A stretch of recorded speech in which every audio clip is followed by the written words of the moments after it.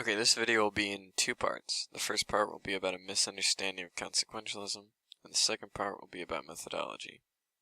I've seen people present the following argument.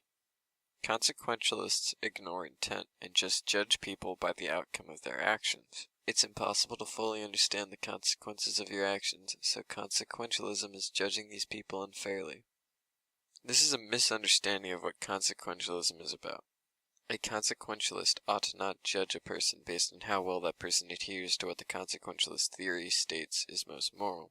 This is because consequentialism is a simple statement. An actor ought to act according to what brings about the best consequences. The consequentialist theory is not what judges the person. Actors are. A judgment is an action, so the judgments that a consequentialist theory prescribes are those that bring about the best consequences. With this understanding, we can analyze judgments based on the effect they have. Praise and denouncement can cause people who trust the actor's judging capabilities to reconsider their thought process for making actions. Reward and punishment can cause people who act with respect to consequences to make different actions. All forms of judgment can cause people to trust or distrust the actor's judging capabilities. My analysis here has changed my mind regarding a specific issue. I previously was an expected utilitarian, but now I'm an actual utilitarian. This doesn't change how I make decisions, but my beliefs are now more grounded in the reality of experience. This affirms my belief in utilitarianism further.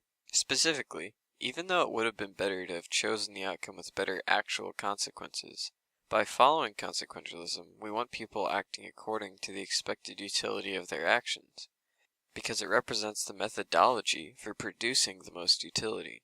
It's a tragedy of reality that they aren't the same, and actual utilitarianism gives us the language to say that without invoking additional concepts like a veil of ignorance. Now I'll be moving on to the methodology section of the video.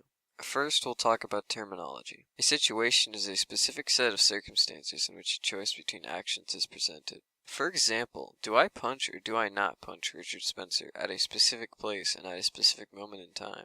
A class of situations is a set of situations such that the choices of these situations can be described generally. Alternatively, the circumstances of the situations are what differentiates them. For example, the class of situations in which I have the choice of whether to punch someone.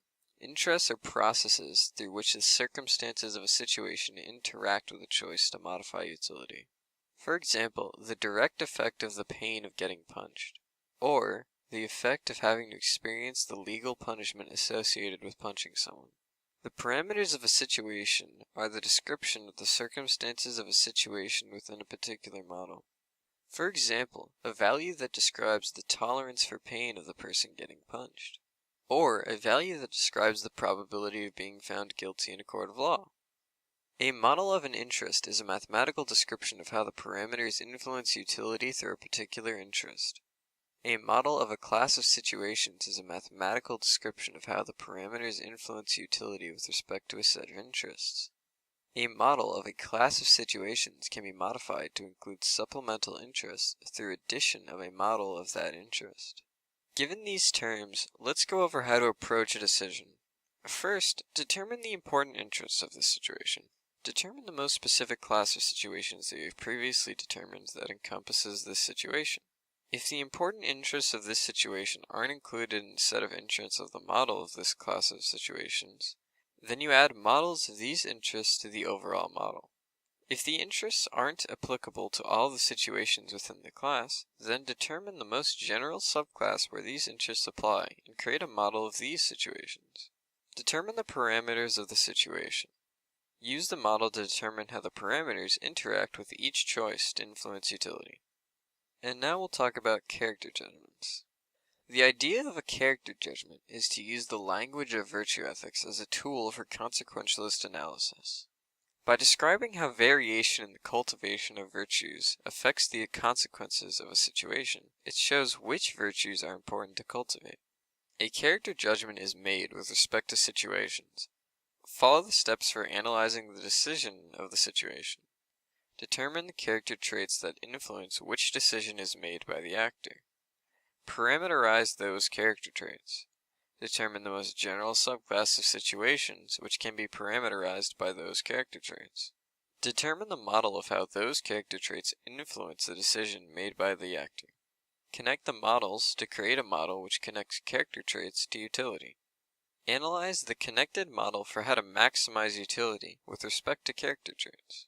Once this has been done, decisions of whether or not to cultivate virtue are possible to analyze. And these decisions can also be judged using the types of judgments enumerated previously. For example, one can justify the praise of the honest. People have the choice to cultivate their honesty.